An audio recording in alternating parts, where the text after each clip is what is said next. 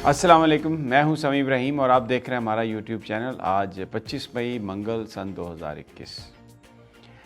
पिछले 2-3 दिनों से खबर गर्दिश कर रही है कि क्या पाकिस्तान ने अमेरिका को अड्डे फिर दे दिए हैं इस्तेमाल करने के लिए।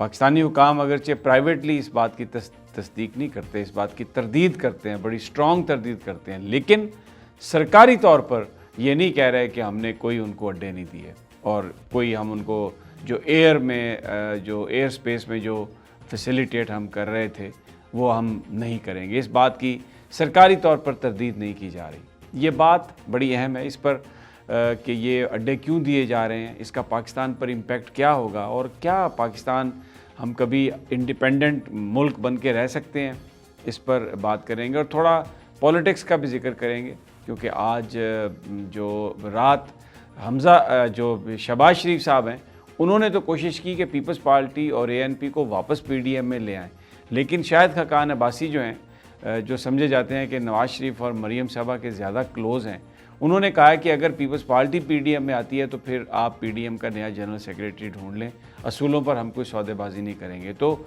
मुस्लिम लीग नून के अंदर स्प्लिट का क्या वाकई को ख़तरा मौजूद है या ये सिर्फ बयानबाजी है और ये पॉलिटिक्स किस तरफ जा रही है, ये दो आज मौज़ूआत हैं जिन पर हम बात करेंगे। सबसे पहले तो थोड़ा सा मैं आपको बता दूं कि ये जो ख़बर कि पाकिस्तान ने अमेरिका को अड्डे दिए हैं, ये अमेरिका से आई खबर। पाकिस्तानी हुकाम तो बिल्कुल टाइट लिप्ड थे, खामोश थे इस हवाले से। वहाँ पर उनके एक असिस्टेंट सेक्रेटरी ऑफ स्टेट हैं, वो सेनेट की एक कमेटी के सामने गए।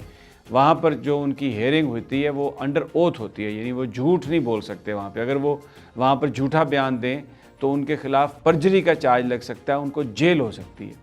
वहाँ पर डेविड हालवे ने ये एक सवाल के जवाब में कहा कि पाकिस्तान जो है उसने हमेशा ग्राउंड पर और एयर में हमेशा फैसिलिटेट किया अमेरिका को। अफ़गानिस्तान में जो अमेरिका की प्रेजेंस थी उसके लिए, और अभी भी हम उनसे बात कर रहे हैं पाकिस्तान से, और हमें आइंदा भी वो इस तरह की मदद फ्राहम करेगा। अब अमेरिकन डिप्लोमेट्स जो भी लैंग्वेज इस्तेमाल करते हैं बड़ी सोच समझ कर इस्तेमाल करते हैं और वो जो कुछ कहना चाह रहे होते हैं उसी के लिहाज से वो अल्फाज इस्तेमाल करते हैं।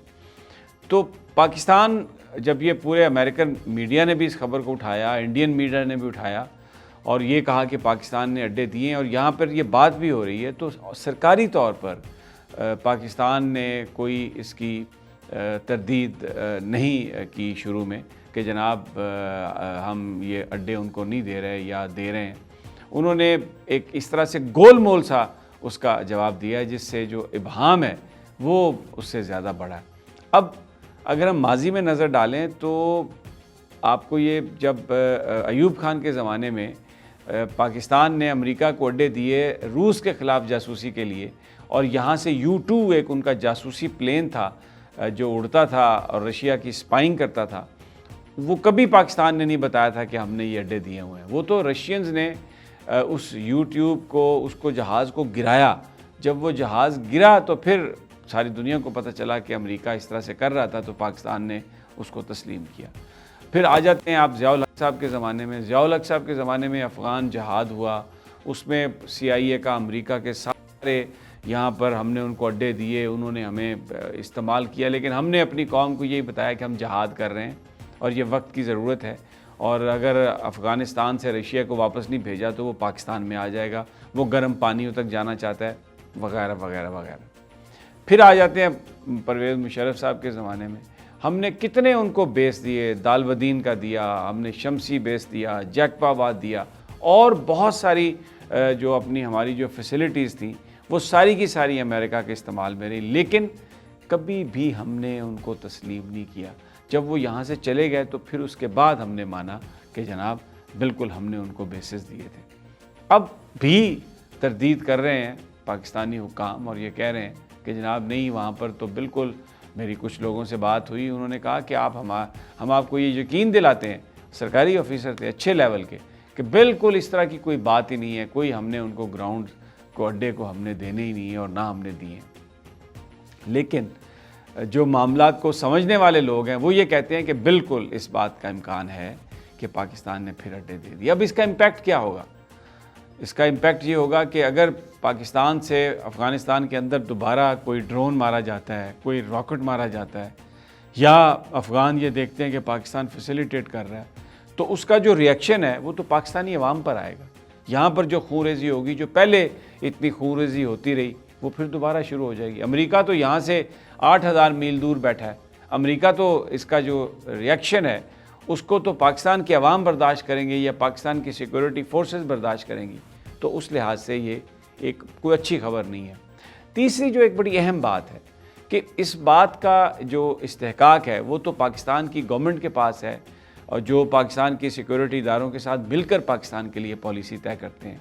तो अगर वो ये समझते हैं कि अमेरिका को अड्डे देना इस वक्त हमारे मफाद में है, तो भाई फिर उसको छुपा क्यों रहे हैं। जो स्टेक होल्डर्स हैं, असल जो पाकिस्तान के अवाम हैं, उनको बता दें कि आप ये काम कर रहे हैं, ये पाकिस्तान के लिए ज़रूरी है, ताकि अवाम और हुकूमत के दरमियान एक फिडुशियरी रिलेशनशिप रहे। अब एक और बात इसमें बड़ी अहम है कि अगर हम अमेरिका को अड्डे देते हैं अफ़गानिस्तान में उनके इस्तेमाल के लिए, तो फिर चाइना के साथ हमारे ताल्लुकात कहाँ पे? क्योंकि अमेरिका के जो लोग हैं, मसलन कॉलिन पावल के जो चीफ ऑफ स्टाफ थे विल्करसन, उनका ये कहना था कि अमेरिका अफ़गानिस्तान में इसलिए बैठा है कि एक तो पाकिस्तान के न्यूक्लियर एसेट्स पर नज़र रख सके, और दूसरा जो ये वीजर जो चाइनीज़ हैं, मुसलमान हैं जो, उनको वो फंडिंग कर सके और उनको चाइना की हुकूमत के ख़िलाफ़ उभार सके, वहाँ पर एक रेजिस्टेंस कर सके। तो फिर अगर हम अमेरिका के इतने साथ हैं तो चाइना के साथ हमारे रिलेशनशिप की क्या नोयत है? फिर क्या सी पैक पर इसका इम्पैक्ट नहीं पड़ेगा? चाइना हमारे बारे में स्केप्टिकल नहीं होगा? ये बड़ी अहम बातें हैं, और ये इनका जवाब कौम को चाहिए, पाकिस्तान की हुकूमत को देना चाहिए, लेकिन अनफॉर्चुनेटली इनका कोई जवाब हमें नहीं मिल रहा।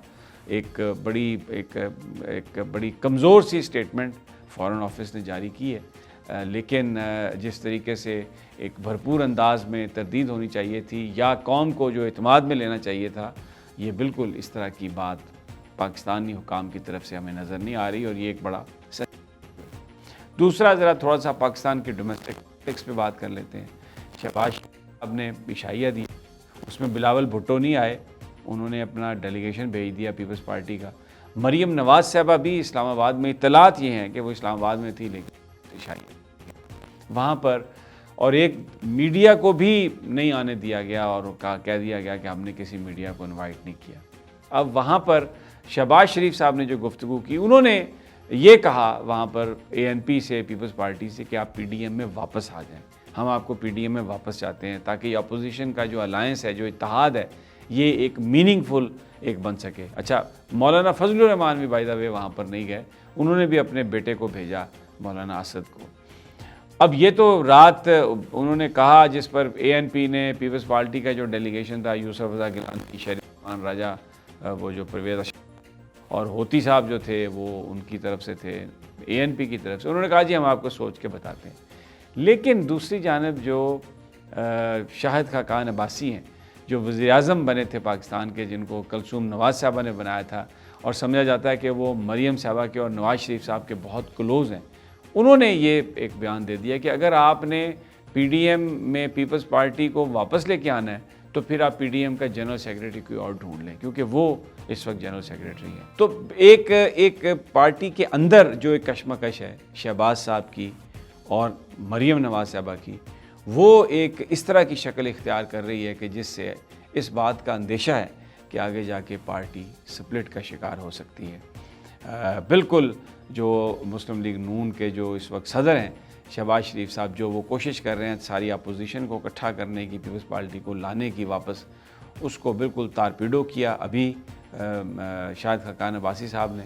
और इससे पहले भी जब शहबाज शरीफ साहब ने कोशिश की थी तो ये किया था मरीम साहबा ने कि वो जो जावेद लतीफ़ साहब हैं उनके घर चली गई, और वहाँ पर उन्होंने जो फ़ौज को, पाकिस्तान की इस्टेब्लिशमेंट को लताड़ा कि अगर कहीं शहबाज शरीफ साहब का कोई एग्रीमेंट हो रहा है अपोजिशन इनके साथ, इस्टेब्लिशमेंट के साथ, तो उन्होंने ये आके बताया कि बिल्कुल भी नून लीग नवाज़ शरीफ साहब के बयानिए के साथ खड़ी है, और शहबाज शरीफ साहब जो हैं उनकी कोई फ़ाइनल से नहीं है इन तमाम मामलात में।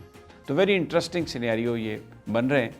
जिस तरह से हमारे पास मज़ीद इत्तलात आएंगी, चीज़ें हमारे पास आती रहेंगी, वो हम आपके साथ शेयर करते रहेंगे। वैसे आपको ये बता दें कि आज जो शहबाज शरीफ साहब की जो उनकी ज़मानत के ख़िलाफ़ जो हुकूमत ने सुप्रीम कोर्ट में जो दरख्वास्त दायर दी थी उसकी हेयरिंग हुई, और उस हेयरिंग में शहबाज शरीफ साहब को नोटिस हो गए हैं, और लाहौर हाई कोर्ट से सारा जो उनकी जो ज़मानत हुई, उनकी जो बाहर जाने का जो मामला था, उसके फ़ाइल सारी जो है वो बुला ली गई, यहाँ पे मंगवा ली गई है। और अब अगले हफ़्ते इस केस की दोबारा समाअत होगी, शहबाज शरीफ साहब का जो बाहर जाने वाला मामला उसमें। लेकिन कोशिश थी शहबाज शरीफ साहब के वकील की कि किसी तरीके से नैब को भी नोटिस हो जाते, लेकिन सुप्रीम कोर्ट ऑफ पाकिस्तान के इस 2 मेंबर बेंच ने नैब को कोई नोटिस नहीं दिया। और वेरी इंटरेस्टिंग कि अब देखते हैं कि इस हवाले से क्या फ़ैसला होता है। दोस्तों, मुझे मेरी अगली वीडियो तक इजाज़त दीजिए। इंशाल्लाह जल्द मुलाकात होगी। अल्लाह के